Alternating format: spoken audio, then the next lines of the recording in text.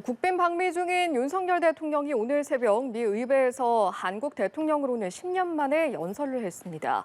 영어로 40여 분 동안 진행이 됐는데 BTS 블랙핑크를 언급하며 사전에 없던 애드립으로 장내에는 웃음이 터지기도 했는데요. 반면 북한과 우크라이나 전쟁에 대해서는 강한 어조로 규탄해 눈길을 끌었습니다. 한편 어제 국회에서는 야당 주도로 이른바 쌍특검 법안이 신속 처리한 건으로 지정이 됐습니다. 그 파장과 함께 주요 정치권 이슈들 짚어보겠습니다. 이종근 시사평론가, 김수영 전 양천구청장 나오셨습니다. 두 분 어서 오십시오. 네, 안녕하십니까. 자, 먼저 윤석열 대통령의 미 의회 연설 이야기부터 해보겠습니다. 지난 새벽에 총 43분 정도의 시간 동안 진행이 됐는데 일단은 총평부터 들어보고 시작하겠습니다. 미국 상하의원 합동 연설의 가장 큰 목적은 미국민들과의 소통이라고 저는 생각을 합니다.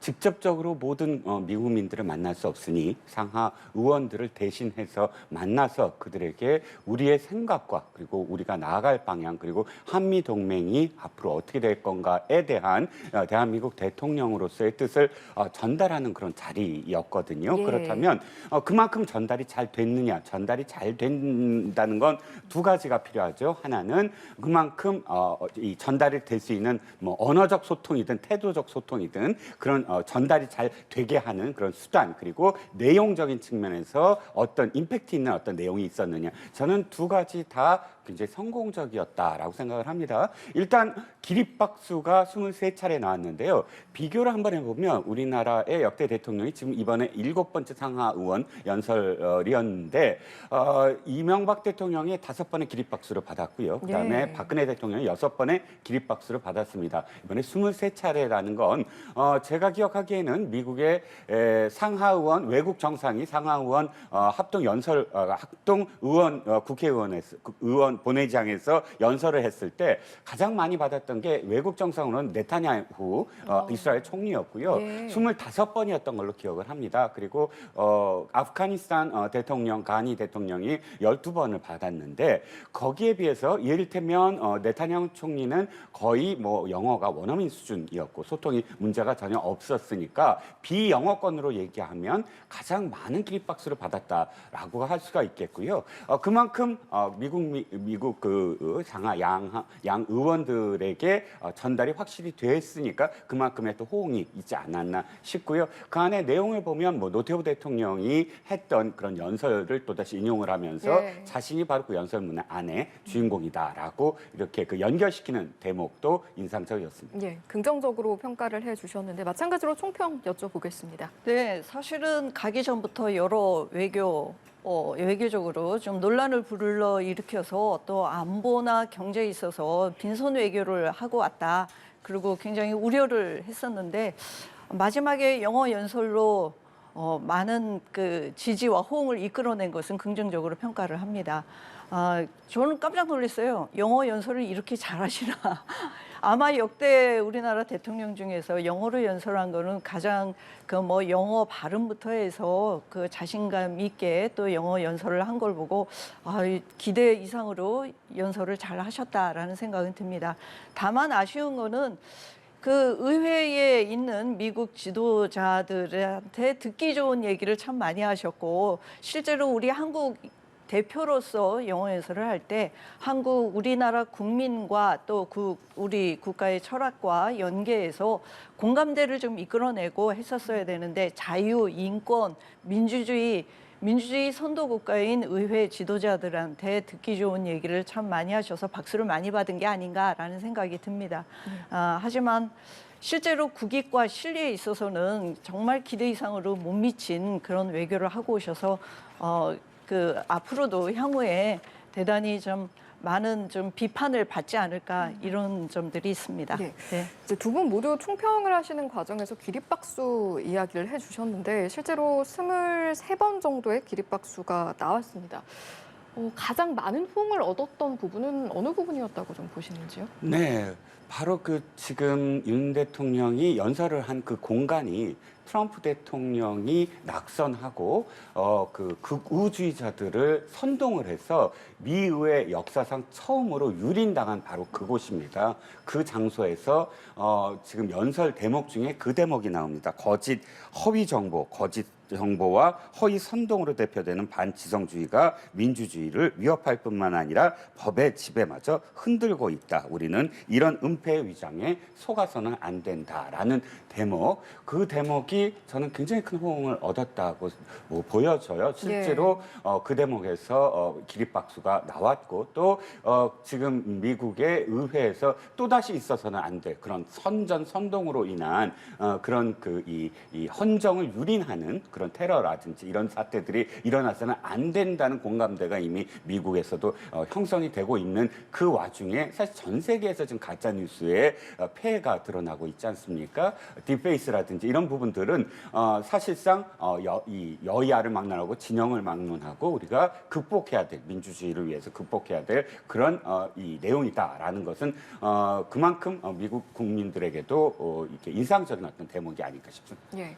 이제 어제 연설을 하는 과정에서 윤석열 대통령의 애드리브, 이제 네, 유머라고 네, 해야 네. 할까 그런 부분도 굉장히 조명을 받았는데 BTS, 네. 블랙핑크 이야기 좀 어떻게 들으셨는지도 네, 궁금하고. 뭐 대령의 손녀를 그 자리에서 또 일으켜 세워서 박수를 받게 하고 또 한국의 BTS, 블랙핑크를 또 언급하면서 뭐 BTS나 블랙핑크는 이미 전 세계적으로 또 유명한 또 그룹이고 그래서 많은 의회에 있는 의회 지도자들도 굉장히 호응을 많이 이끌어냈다고 생각합니다. 예. 그런 애드립도 굉장히 좀 돋보였기 때문에 분위기가 화기애애하지 않았나라는 생각이 듭니다. 네. 근데 아베 총리 연설과 이제 비교가 되던데 이건 왜 비교가 되는 거죠? 근데 아베 총리도 영어는 굉장히 잘했거든요. 예, 예. 그래서 일본에서도 영어도 굉장히 칭찬을 받고 했지만 그러나 처음부터 끝까지 너무 좀 진지했어요. 내용도 그렇고 또 뭐 아베 총리만 하더라도 사실 미국의 대통령 두 대통령과 함께 호흡을 같이 하고 상당히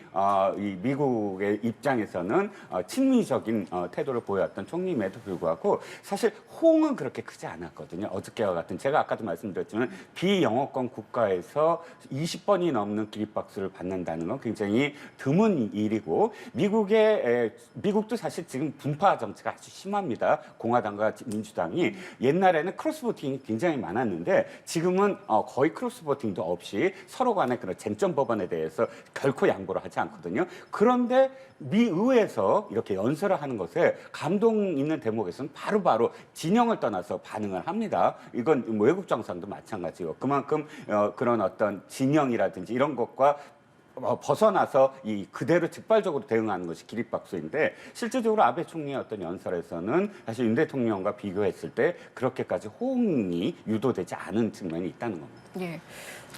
이제 말씀하시겠습니까? 네, 이렇게 하시죠. 예. 네, 이제 어제 연설 과정에서 어떤 내용들이 나왔고 의원들은 호응을 어떻게 했고에 대해서 이제 저희가 총평과 함께 짚어봤다면 좀 자세하게 내용을 조목조목 짚어보도록 하겠습니다.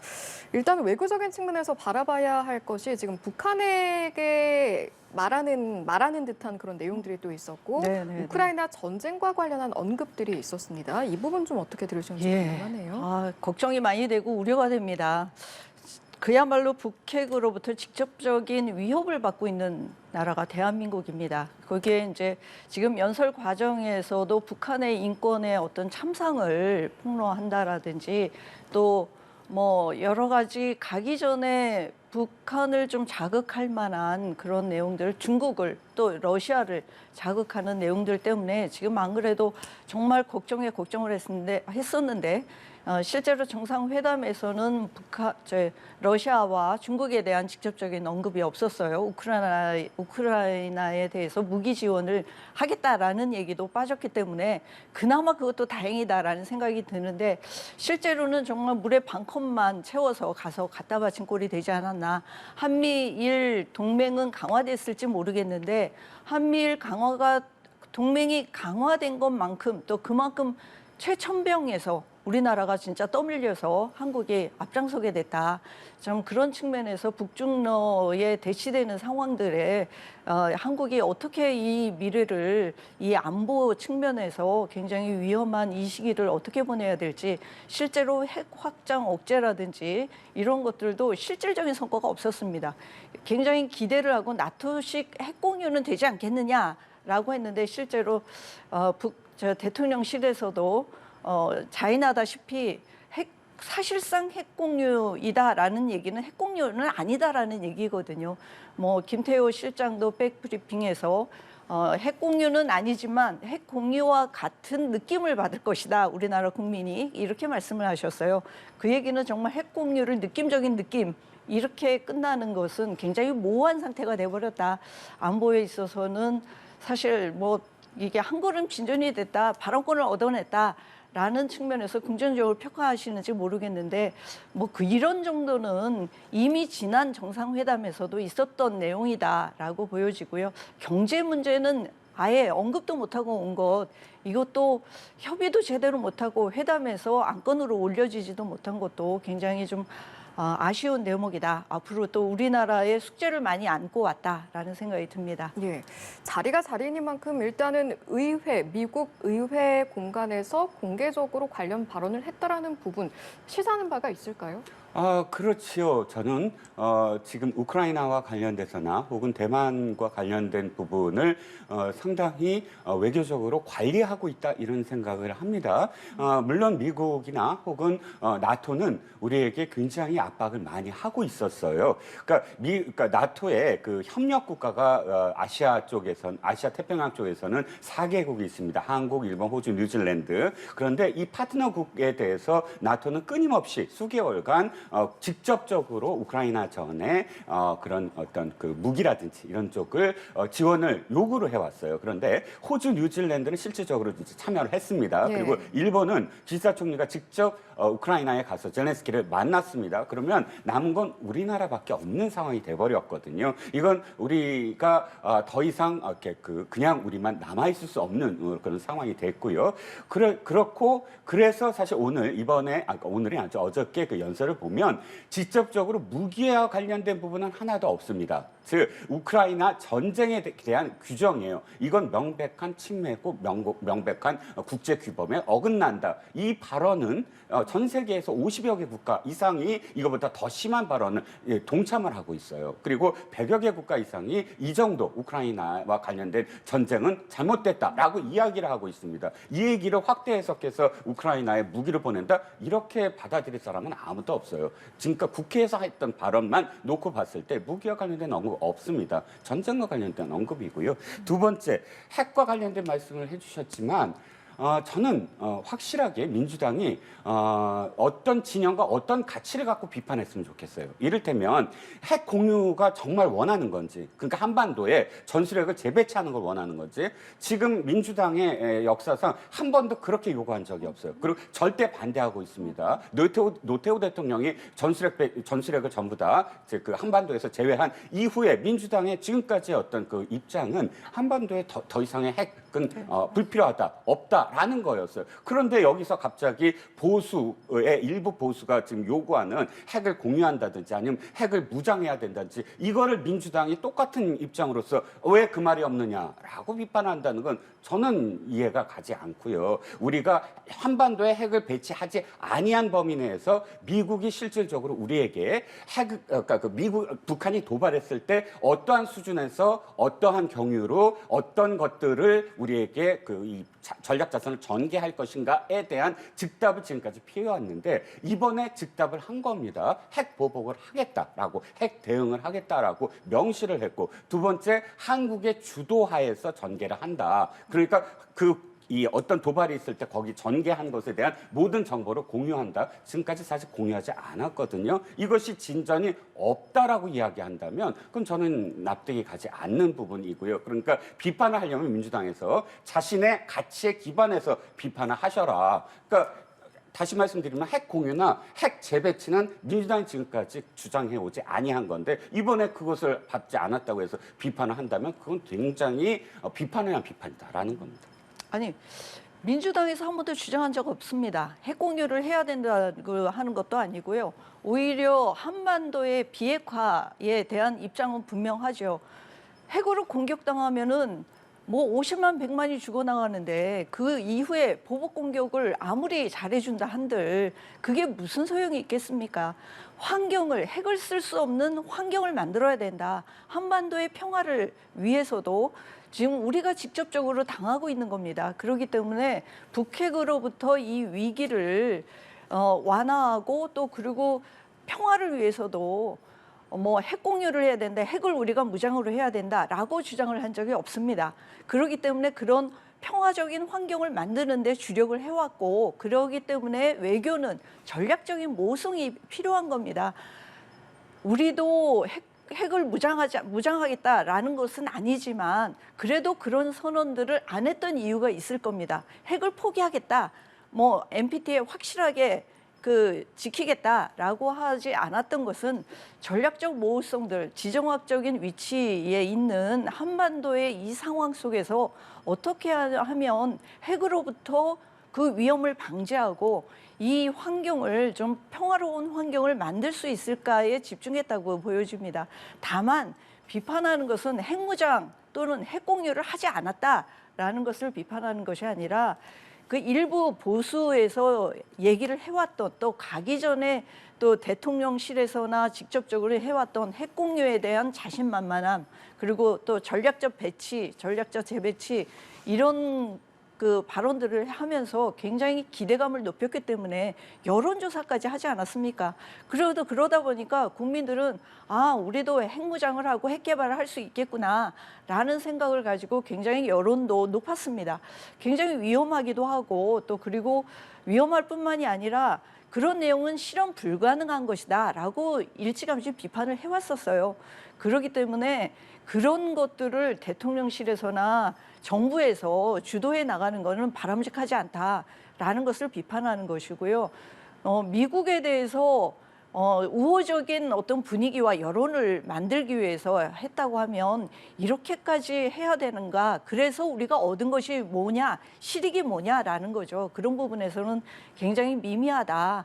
실제로 해왔던 것을 했고 오히려 경제 부분에서 그런 어떤 지렛대를 가지고 오히려 경제 부분에서 우리가 얻어낼 것을 좀 얻어왔으면 좋았을 텐데 지금 굉장히 경제적으로도 지금 암담하고 앞으로의 미래가 우울합니다.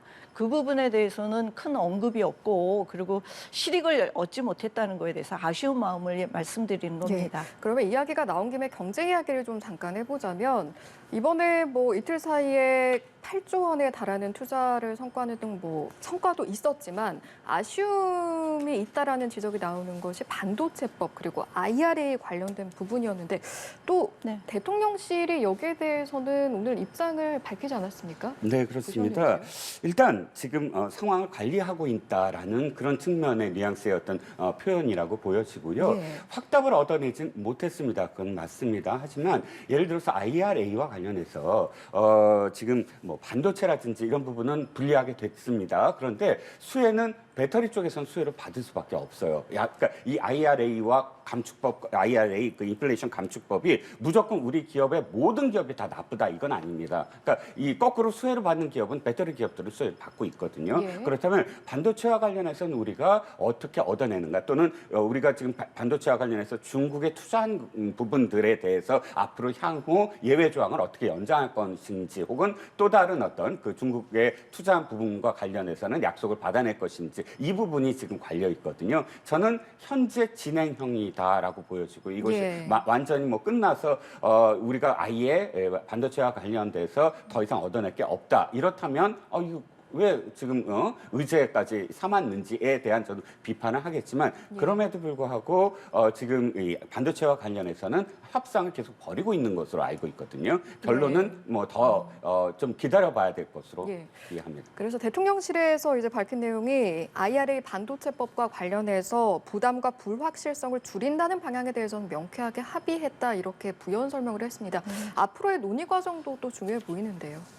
근데 그게 사실 자국을 위해서, 미국을 위해서 만들어진 법입니다. 그렇기 때문에 이 확정된 법을 뭐 다시 바꾼다든가 하는 것들은 뭐 지금 이미 물 건너갔다, 안 된다라고 보여지고요. 앞으로의 논의, 그야말로 숙제를 받아온 겁니다. 그리고 실제로는 지금 숙제를 받아왔지만 기업 입장에서는 당장에 10년 안에 정말 삼성전자나 이렇게 반도체가 진짜 망할 수 있는 그런 위기에 처해 있고, 지금 중국으로부터의 대중 적자가 굉장히 지금 뭐 올해도 2배가 넘고 앞으로도 더 커질 텐데, 이 부분에 대해서 미국만 매달리기에는, 미국의 처분만 기다리기에는 굉장히 지금 위급한 상황이다. 그렇기 때문에 100여 명 되는 그 기업들이 100여 명이 넘는 기업 대표들이 같이 쫓아간 거 아닙니까? 하지만 명확한 대답도 없고 구체적인 어떤 실행 방안도 없고 앞으로 협의 과정을 지켜봐 달라라고 하기에는 우리의 사정이 너무 긴급하고 지금 초조하다라는 말씀 드릴 수밖에 없습니다. 중국 관련해서는 어제 정상회담 공동성명에 대해서 오늘 중국이 공식 항의를 했더라고요. 앞으로 좀 중국과의 관계 어떻게 잡아가야 한다고 보시는지요?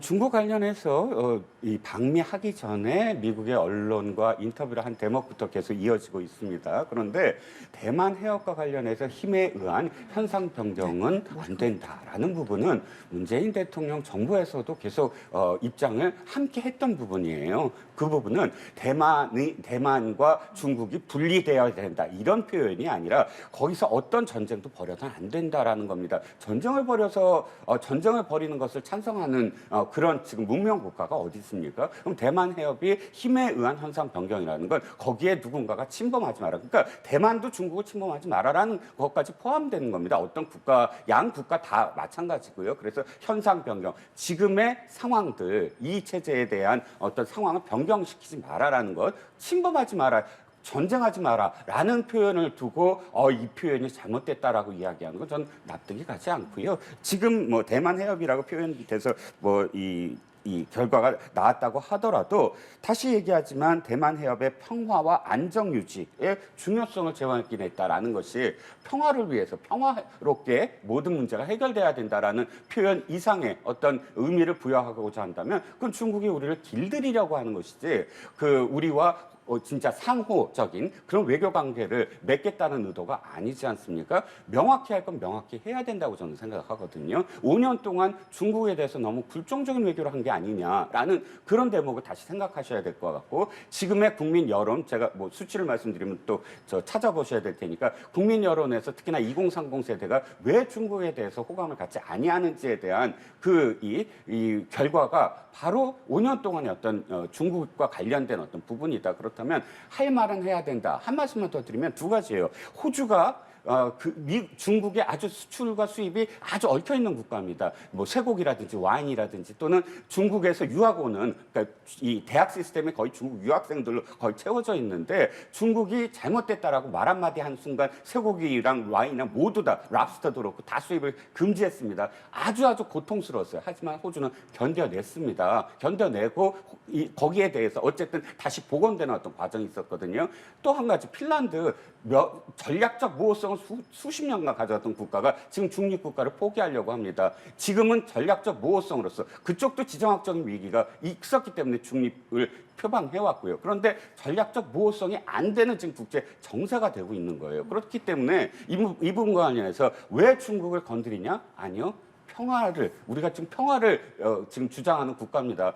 대만 해협에서 전쟁은 안 된다라는 표현 정도를 갖고 뭐 지금 전랑 외교, 그렇게 험한 말을 한다는 건, 우리가 거기에 대해서 대응하지 못한다면 우리는 계속 불정적인 자세로서 중국과 우리나라의 어떤 자세를 유지할 수밖에 없다는 겁니다. 예, 국제 정세상 겪어내야 할 하나의 과정으로 좀 바라보고 계신 것 같은데요. 국제 정서상 겪어내야 될 과정이라 할지라도 거기에는 실익이 있어야 됩니다. 그렇다면 우리한테 그렇게 중국에 대해서 이런 언급을 지금 이 미묘한 시기에 직접적으로 해서 어떤 실익이 있습니까? 저는 직접적으로 또 보복당할 일밖에 없다라는 생각이 듭니다. 왜 우리가 호주와 같은 선례를 따라가야 됩니까? 호주처럼 그렇게 해서 보복당해서 직접적인 피해를, 우리 국민들이 당해야 될 고초를 그렇게까지 해야 될 실익이 있는가? 라는 점들을 얘기할 수밖에 없는 겁니다. 좀 더 지혜롭게 이건 전쟁이 아니라 외교입니다. 외교의 전략적 모성을 하는 이유들이 있을 겁니다. 전문가들도 다 그런 얘기를 하고 있는 것이고요. 그렇기 때문에 지금 우리가 미국 일변도의 정치 또 미국 일변도의 외교 이렇게 한다는 것이 우리 대한민국에 직접적인 어떤 실익이 있겠는가라는 점에 있어서는 고개를 갸우뚱하지 않을 수가 없습니다. 뭐 반도체법, IRA법 그거로 인해서 미국으로부터 얻는 구체적인 어떤 실익도 잘 보여지지 않고요. 그런데 오히려 우리는 미국 일변도의 외교를 선택하겠다라는 것들 때문에 중국으로부터 또는 러시아로부터 지금 직접적인 피해를 받을 상황에 와 있다는 겁니다. 네. 이미 러시아에 있는 현대자동차도 지금 철수하고 있습니다. 그런 상황에 있다라는 것을 좀 정부에서도 좀 알아줬으면 좋겠다라는 알겠습니다. 생각이 듭니다. 방미 일정 이야기 계속 이어가 볼까요? 미국 국방부 청사인 펜타곤 방문이 또 주목을 받았는데 이거 어떤 의미가 있는 겁니까? 펜타곤은 미국의 국방 정책과 그다음에 국방 전략의 총 그런 헤드 쿼터입니다.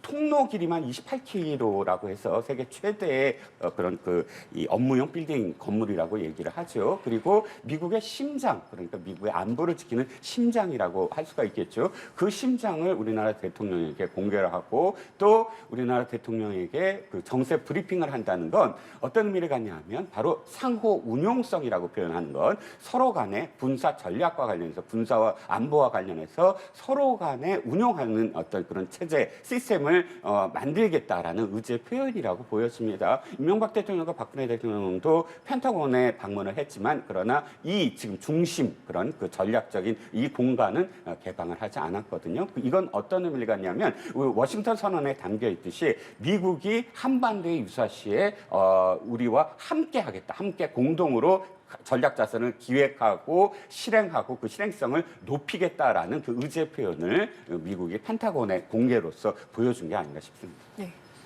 펜타곤 방문 행보 어떻게 보셨는지요? 네, 뭐 앞으로 이제 그 한국의 핵에 있어서 발언권도 높이겠다. 그다음에 전략 핵 잠수함도 또 이제 수시로 또 한국에 뭐 물론 비밀로 오겠지만은 그 수시로 오겠다라고 발표한 만큼 여기에 방문한다는 것은 미국 수뇌부와 또 한국 정부가 긴밀하게 안보 협의를 하겠다라는 선언으로도 보여질 수 있겠습니다. 또 그리고 실무적으로 더 긴밀한 협의가 이루어지겠다라는 그 하나의 뭐 어찌 보면 보험을 드는 거다라는 생각도 듭니다. 하지만 네. 더 중요한 것은 북으로부터의 이런 어떤 침범이나 이런 상황들을 안 만드는 것이 더 중요하다라는 말씀을 드리겠습니다. 예.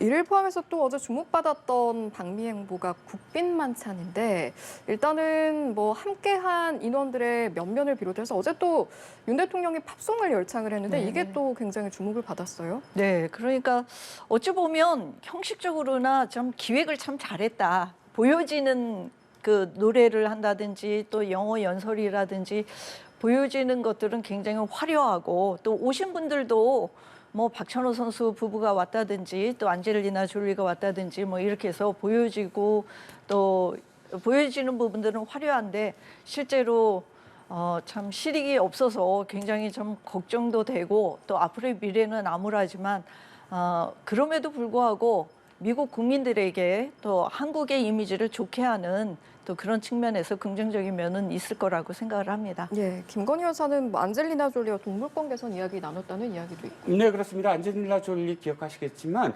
인권이라든지 또는 동물권이라든지 굉장히 많은 활동을 하고 있어요. 가장 기억에 남는 게 2021년입니다. 사흘 동안 씻지 않고 6만 마리의 벌들을 몸에 담고 사진을 찍었어요. 즉 지금 벌들이 사라지고 있고 그리고 생물 다양성이 점점 위축되고 있는 것에 대한 항의 그리고 또 경고의 어떤 표현으로 그런 퍼포먼스를 벌였는데 김건희 여사 역시 사실 반려견과 반려묘를 포함해서 반려동물들에 대한 더 포괄적으로는 동물권에 대한 관심이 굉장히 높지 않습니까? 아마도 국빈만찬에서 안젤리나 졸리와 김건희 여사를 함께 바로 옆자리에 앉게 한 것은 예. 이 만찬 초청자의 그러니까 그 지л 바이든 여사의 어떤 배려, 그러니까 그 동물권에 대한 어떤 논의를 함께 할 수 있도록 한 배려가 아닐까 예, 싶습니다. 알겠습니다. 자, 이렇게 윤 대통령의 방미 행보 계속 이어지고 있는데 일단은 워싱턴에서 행보는 마치고 또 다음 행보에 이동 중에 있으니까 그 과정도 좀 지켜보도록 하겠습니다. 민주당 이야기로 넘어가 볼까요? 네. 박광원 신임 원내대표로 네네. 선출이 됐습니다. 일단 이번 결과 좀 어떻게 받아들이시는지 궁금하네요. 네, 박광원 이제 원내대표가 되셨죠. 의원님이 두루두루 의원들한테 많은 이제 호감을 갖고 있습니다. 뭐 친명이든 비명이든 이제 뚜렷하게 사실은 엄밀히 얘기하면 비명 쪽에 가깝다고 봐야 되겠죠. 이낙연 후보하고의 관계도 있고 그러기 때문에 그래서 그렇지만 박광원 의원이 이렇게 모난 분이 아니시고 두루두루 친명이나 비명이나 아우르시는 분이기 때문에 당선이 됐을 거라고 생각합니다. 앞으로 민주당에서의 이재명 대표를 또 보완하면서 총선을 치르는 지도부로서의 기대가 큽니다. 네. 후보들 중에 박 원내대표가 선출된 의미, 그게 시사하는 바가 뭐라고 보시는지도 좀 궁금하고요. 저는 일단 국민의힘과 거의 유사했다. 국민의힘도 김학용 의원이 훨씬 더 유리하고 김학용 의원이 된다고 생각을 했는데 윤재욱 의원이 됐잖아요. 근데 어저께도 저도 이제 민주당 쪽 그 기자들이나 출입 기자들이나 혹은 민주당 또 의원들과 이야기를 해봤더니 현재 어저께 시점까지는 홍영표 의원이 훨씬 좀 앞서고 있다. 더 많은 의원들과 접촉을 하고 있다. 그리고 또 홍영표 의원이 보다 더 박광원 의원보다는 친명 쪽 그런 이 입장을 취하고 있다. 이렇게 표현을 해서 홍영표 의원이 될 건가라는 생각을 가졌어요. 근데 박광원 의원으로 이제 된 건 양쪽 다 기존의 어떤 주류가 아니라 좀 비주류의 시각으로 이걸 좀 풀어야 되는 게 아니냐. 너무 지금까지 부딪히고 있다. 너무 쟁점화되고 있다. 원내에 있는 의원들조차도 다른 어떤 패턴, 다른 그런 모멘텀을 가져야 되는 게 아니냐라는 생각들이 양쪽 다 약간 좀 비주류 또는 좀 더 2위로 추격하는 그런 의원들이 원내대표가 된 게 아닌가 싶고요. 또 민주당만 입장을 생각을 해보면 지금 의원들의 생각이 좀 불안함이 있는 게 아니냐. 지도부에 대한 불안함, 지도부가 과연 이 전체적으로 관리하고 있냐 상황을 여기에 대한 불안함이 박광원 후보에게 이 상황을 좀 바꿔달라. 통합도 중요하지만 어쨌든 이 상황에 대한 어떤 그런 안정적인 관리를 해달라라는 주문을 아마 박광원 후보로서 표가 모인 게 아닌가 싶습니다. 알겠습니다. 자, 박광원 신임 원내대표가 이제 앞으로 원내대표로서 풀어가야 할 또 여러 가지 과제들이 산적해 있을 텐데 일단은 당장 어제 이야기가 나왔던 패스트트랙 관련된 부분도 저희가 짚어봐야 할 것 같습니다.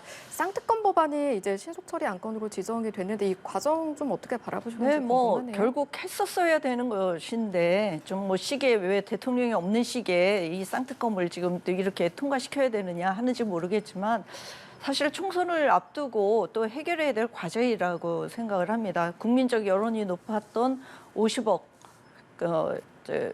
곽상도 의원 50억 받은 거에 대한 거라든지 또 김건희 여사 특검을 또 해야 하는데 아마 이것을 거부권 행사를 하는 것도 대통령실에서는 좀 불편하게 생각할 수 있을 겁니다. 그렇기 때문에 이 쌍특검과 간호사법 이거는 좀 통과가 될 수 있도록 또 그리고 국회 내에서 좀 협의가 될 수 있도록 해야 되지 않을까라는 생각이 듭니다.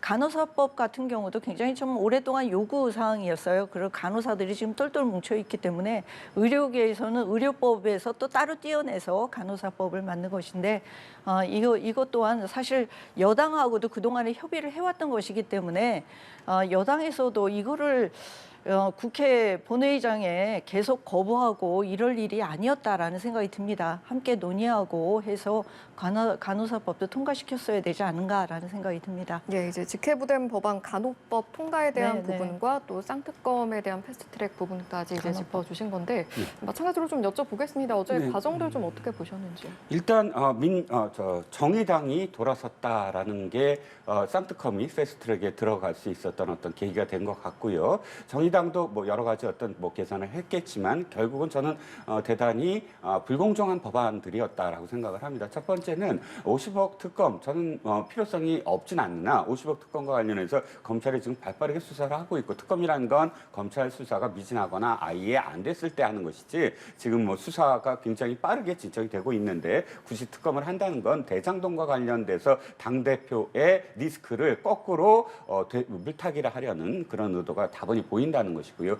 김건희 여사 특검은 지금 대통령 출범 1년도 되지 않았는데 대통령 부인과 관련돼서 특검을 하는 나라가 어디 있을까 하는 생각이 또 듭니다. 간호사법과 관련해서는 딱 떠오르는 게 코로나19가 극복한 것은 간호사님 덕분입니다라고 문재인 대통령이 얘기를 해서 바로 그 갈라치기를 해서 그 의사협회나 혹은 다른 그런 또 직능 그 의료인들을 분노케 한 바로 그 상황을 이번엔 법으로 연출하고 있다. 이건 직역단체 간에 상당히 갈등이 있을 수밖에 없는 문제인데 특별히 그 그 직능 중에 딱 간호사만 딱 떼서 법을 만든다? 그러면 간호조무사법은 안 만들고 간의사법은 안 만들고 뭐 다 법을 따로 만들어야 됩니까? 이 갈등을 이렇게 해서 갈라치기로 해서 표로 계산하려는 그런 의도 이외에는 어떻게 예. 받아들일 수 있느냐 하는 생각입니다. 예, 이 내용도 짧게 짚어보시죠. 그런데 두상특검 법안이 처리될 시점에 대해서도 지금 좀 이야기가 나오는 것이 이제 최장 240일 정도가 소요가 되게 되는데 그렇게 되면 12월 말쯤이고 총선이 얼마 남지 않은 시점이다. 이런 이야기 나오고 있거든요. 네, 그렇죠. 그렇기 때문에 이제 50억 특검도 그러면은 그동안에 수사를 했었어야죠. 국민적인 분노가 들끓어서 결국은 사실 대장동 특검을 전반적으로 다 해야 되는데 50억 특검으로 그렇게 갈 수밖에 없었고 정의당하고 또 협의를 해야 하니까 또 그런 상황이 돌아올 수밖에 없었고요. 예. 김건희 여사의 내용은 계속 요구를 했던 겁니다. 근데 제대로 조사하고 수사하지 않기 때문에 특검으로 갈 수밖에 없었다라는 말씀을 드리겠습니다. 예.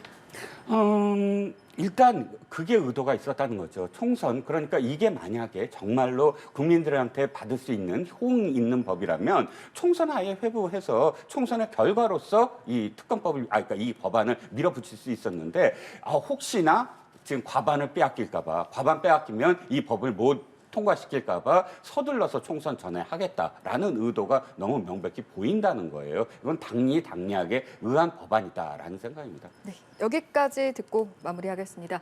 오늘 이 시간은 이종근 시사평론가 김수영 전 양천구청장과 함께했습니다. 고맙습니다. 네.